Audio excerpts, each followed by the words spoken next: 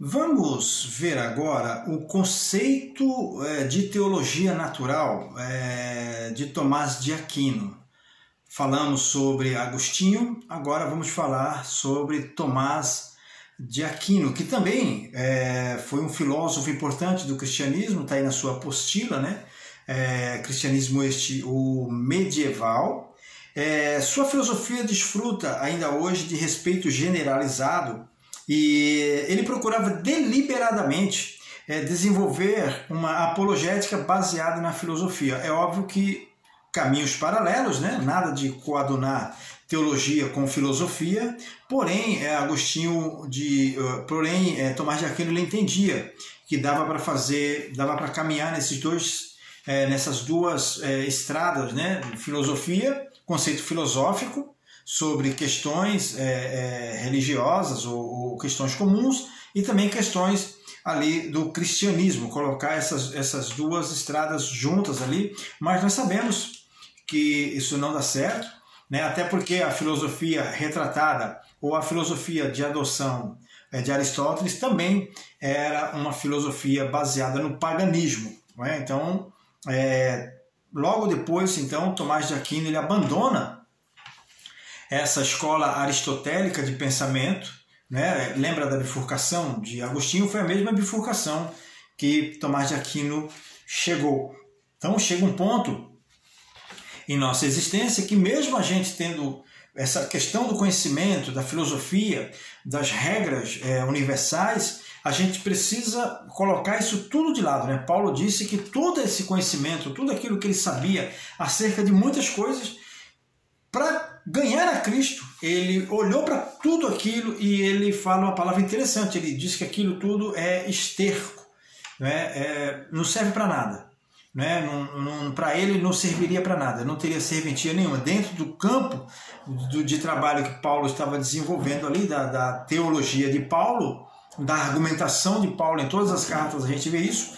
Esse tipo de conhecimento, esse tipo de sabedoria humana, a filosofia, isso não servia absolutamente de nada para ele. Então ele ali lança fora todas essas coisas e ele diz simplesmente que abandona tudo isso para ganhar a Cristo. E dessa mesma forma, Tomás de Aquino chega nesse contexto de bifurcação e adota ali o cristianismo, não é? Largando, deixando de mão o aristotelismo. Aristotelismo esse que não foi substituto imediato de Platão após a morte deste, né? Assim que Platão morre, assim que Platão tem a sua morte confirmada, não é Aristóteles quem o substitui na academia, na reitoria da academia ou dentro de uma cadeira acadêmica, dentro da academia fundada por Platão. Não é. Tá? Esse conceito que a gente tem, né? Esse pensamento que a gente tem de que foi Aristóteles, até por uma questão assim de olhar Platão, Aristóteles, mas não. Né? A escola aristotélica, ela não é que ela se desvia da escola de Platão, mas ela tem algumas vertentes que abandonam uma questão de platonismo, até pelo simples fato, né? De Platão ter colocado um sobrinho seu, vejam só, para ser o reitor ou o filósofo maior, né? Aquele que iria herdar ali a sua cadeira.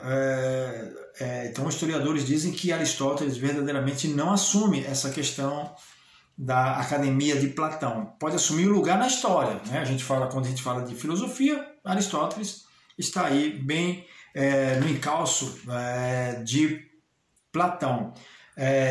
Outra coisa, o conceito de helenização se dá quando Aristóteles é o top, né, dos filósofos ali, quando a filosofia aristotélica está no topo. Então se dá o conceito de helenização de tudo que Alexandre conquista. Então tudo que a gente tem hoje aí vem de uma filosofia aristotélica. É óbvio, por óbvio, que não abandonaram a filosofia de Platão, jamais poderia ser diferente, né? Até porque Aristóteles vem depois.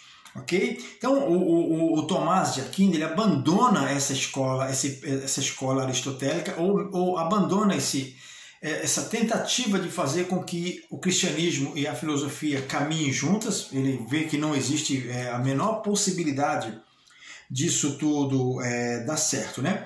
Então, enquanto Agostinho afirmava que nós obtemos conhecimento direto da existência de Deus mediante a iluminação divina, está aí na sua apostila, né?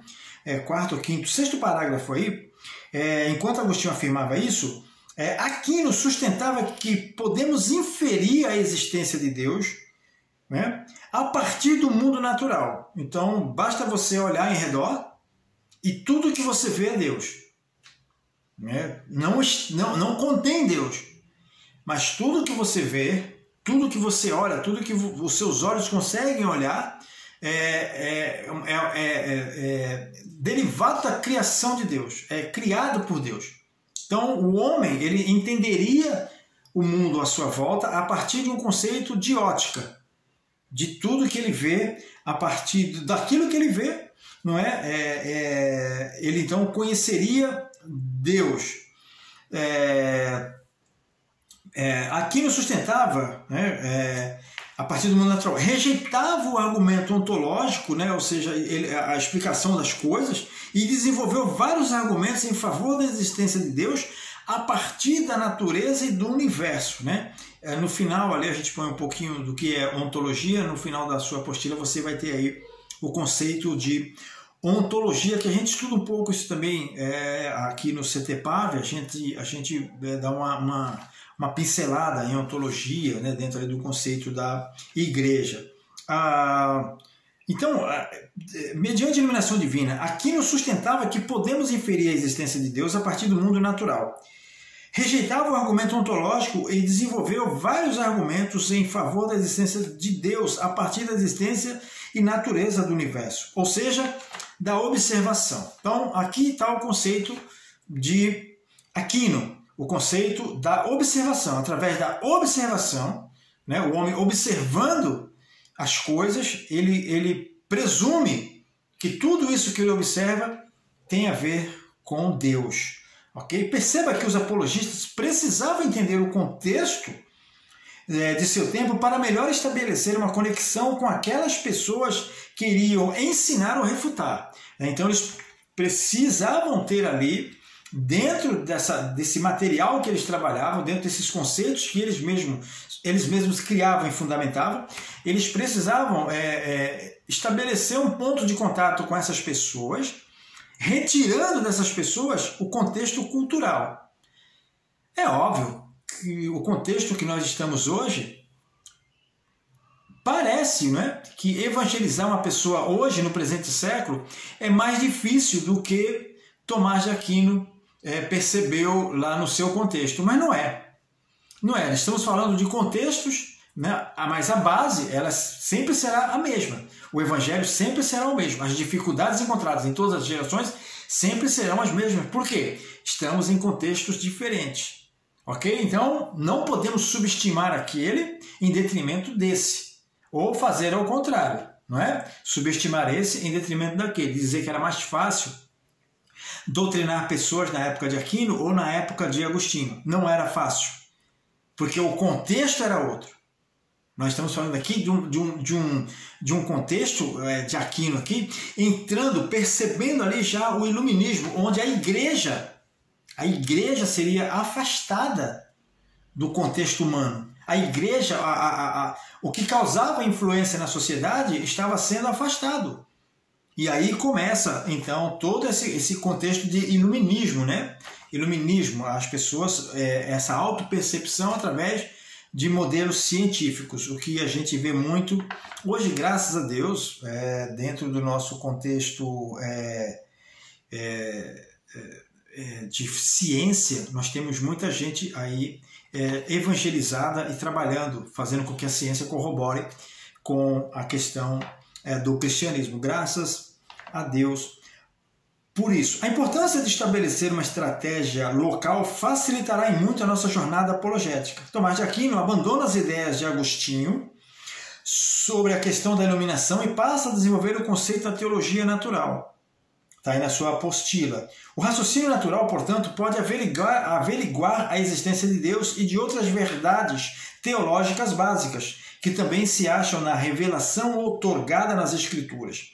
Outras verdades, tais como a Trindade, a encarnação e a vinda do Espírito Santo, podem ser aprendidas somente na base da revelação bíblica. Isso aqui, Tomás de Aquino.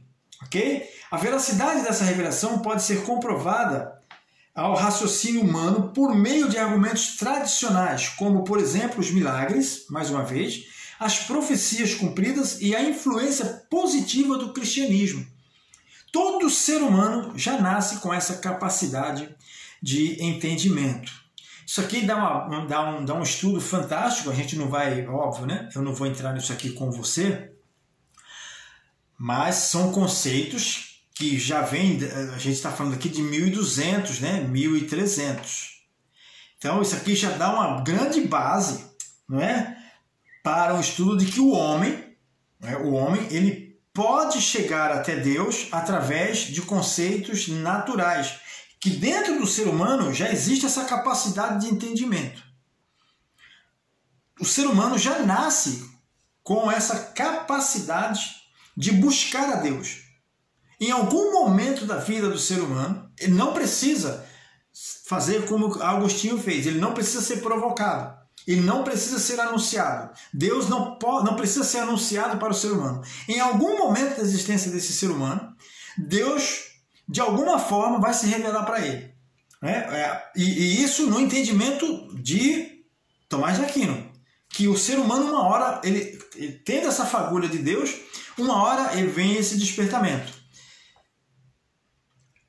Isso, se a gente potencializar essa análise de Tomás de Aquino, a gente pode inferir aqui que as pessoas não precisam ouvir o Evangelho. Foi isso, né? É disso que nós vamos tratar aqui nesse próximo tópico. Então presta atenção nisso. Nesse próximo tópico nós vamos tratar disso aqui. Nós vamos tratar dessa percepção de Calvino. Calvino então tem essa percepção de que o homem poderia sim receber dentro de si a questão da busca do conhecimento de Deus através de algo que já está dentro do homem. E isso nos remete, ou nos remeteria, ao Éden, quando o homem perde a capacidade de relacionamento com Deus por causa do pecado. O homem que havia sido feito à imagem e semelhança de Deus recebe o Espírito de Deus, e na hora em que o homem desobedece a Deus, então quando o Deus disse certamente morrereis, a serpente disse certamente não morrereis, o homem viu que mesmo depois da consumação do ato ali da desobediência, ele permaneceu vivo. Então essa morte para o homem, essa morte para o homem natural, ela causa um certo espanto. Eu creio assim, num dado momento. Por quê? Ora, Deus disse que eu ia morrer.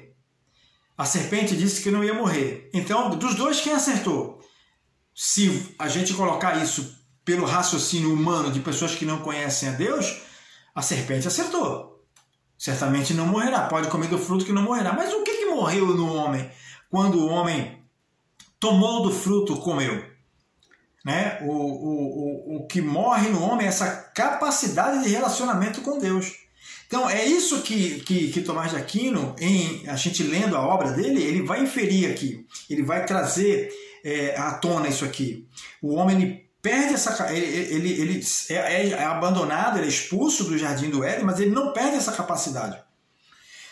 Porque mais tarde os homens vão começar a invocar o nome de Deus, mas ali nós estamos falando de uma civilização piedosa. Antes dessa civilização piedosa que buscava Deus, já havia uma sociedade ímpia. Então a impiedade junto com a piedade, você olhando a impiedade, você fala, eu não quero ser dessa forma. Então a apologética, dentro dessa função natural que a apologética tem, é mostrar para a pessoa que a forma que você está vivendo é uma forma errada. E eu vou repetir aqui 1000 vezes se me for possível. Isso a gente tem que fazer, né, pela percepção da pessoa. Pela percepção, nós temos que aguçar a percepção do outro. Jamais fazer com que essa pessoa se afaste mais de Jesus, se afaste mais das verdades de Deus e queira verdadeiramente ter um relacionamento íntimo e secreto com o nosso Senhor e Salvador Jesus Cristo. Então, a reforma protestante e a apologética atualizada. A gente já vem aqui, já corre um pouco aqui para 1500, para o século XV aqui, né? A gente já corre aqui para o século XV. 1500 e 1550, 60 por ali. Para a gente entender o seguinte, passamos por esses dois ícones, está aí na apostila da apologética, Agostinho e Tomás de Aquino. E chegamos aos reformadores. Havia um consenso que a igreja medieval, a igreja lá de Aquino, perdera seu conceito teológico primário e que a forma mais eficaz para o retorno era através das escrituras e dos moldes da igreja primitiva. Veja, em 1500, 1600 por ali, já se falava em retornar à igreja primitiva, aos moldes da igreja primitiva, aos moldes de fundação da igreja primitiva, ou seja, dá um reset em tudo. Essa é a proposta de Calvino, ou é a proposta dos reformadores.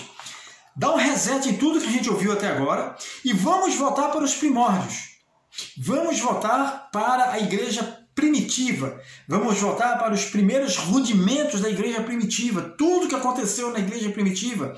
Vamos tentar trazer para essa época de agora para a gente ver se a gente consegue, de uma certa forma, recuperar esse tempo dessa discussão. Então nós estamos falando aqui de 1200 até 1500. Então são 300 anos aí eles batalhando por essa questão da perda da percepção da igreja medieval. Lembre-se que nós estamos falando de um tempo em que o iluminismo estava batendo à porta da sociedade europeia, né? Principalmente da sociedade europeia, que tinha grande influência no mundo das artes, da cultura, das civilizações, das escolásticas. Então você vai vendo aí onde é que a influência do iluminismo ele iria atingir, e até hoje a gente tem aí resquícios, não são resquícios, né, dessa questão do iluminismo dentro da sociedade, principalmente dentro da sociedade europeia, né?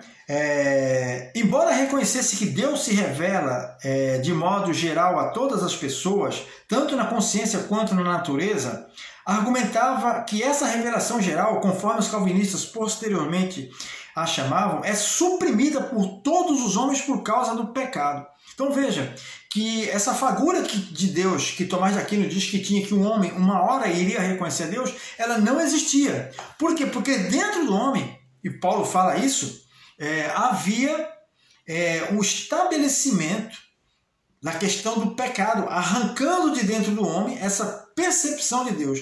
Então a carne, o homem estava sempre mais inclinado para o pecado do que verdadeiramente para buscar a Deus. Dessa forma, o pecador, ele devia ser, sim, provocado. Ele devia receber, não é? No seu consciente, essa provocação de Deus, essa provocação do homem com respeito a quem Deus era no mundo e em torno daquilo que o homem vivia e fazia. Logo, as revelações especiais da parte de Deus são necessárias para arrancar os homens da sua incredulidade. E agora essas revelações se acham exclusivamente na Bíblia. Aqui é o pensamento calvinista. Além disso, a veracidade da Bíblia só pode ser reconhecida pela obra iluminadora do Espírito Santo. Tremendo isso aqui. Até aqui, tranquilo. Isso mesmo. Mas isso, no entanto, não significa que os argumentos filosóficos e históricos são sadios, mas apenas que não têm capacidade de levar os incrédulos ao conhecimento de Deus. Hoje, talvez a questão que nos é colocada é: você entende a fé que você professa?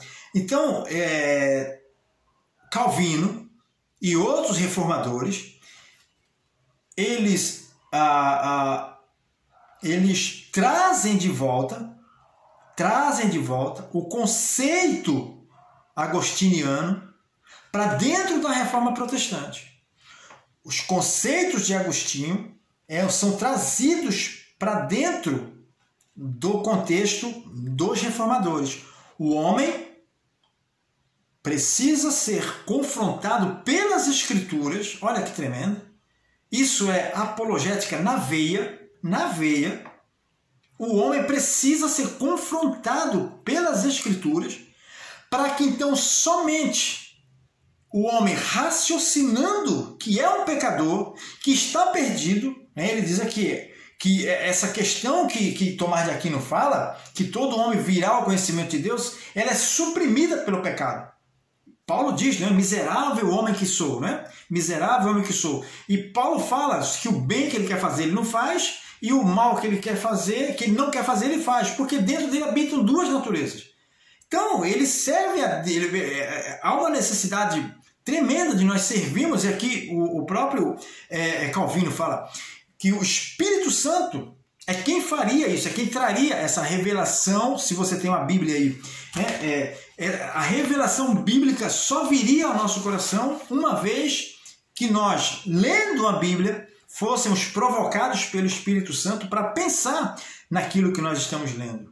Revelações, milagres, curas, existência de Deus, os planos de Deus para a humanidade, né? Jesus Cristo, a descida do Espírito Santo, a vinda, o estabelecimento do Espírito Santo como condutor da igreja. Então, é tremendo esse estudo de apologética. Por quê? Porque Calvino defende a apologética agostiniana. Não é que ele abandona a ideia de Tomás de Aquino, mas ele traz de volta, já que não dá para voltar lá nos primórdios do cristianismo, não dá para voltar lá na igreja de Atos dos Apóstolos e refazer tudo de novo, dar um reset. A gente pega o modelo mais próximo daquilo que nós estamos fazendo. Veja que coisa interessante, né? E a gente, dentro desse contexto de via aplainada, de terreno aplainado, a gente continua construindo aqui a nossa apologética.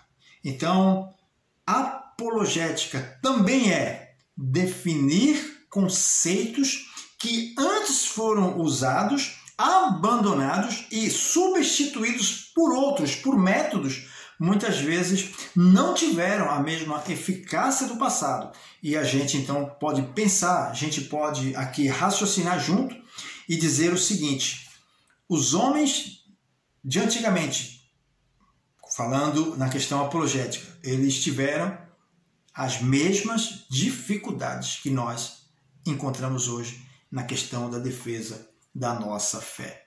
Por quê? Porque o homem natural não compreende as coisas de Deus. Pense nessa frase que está no final da sua apostila. Você entende a fé que você professa? E a gente vai conversar sobre isso na próxima aula, querendo Deus. Fiquem todos com Deus. Um forte abraço e até uma próxima aula. Deus abençoe grandemente, queridos. Amém? Deus abençoe.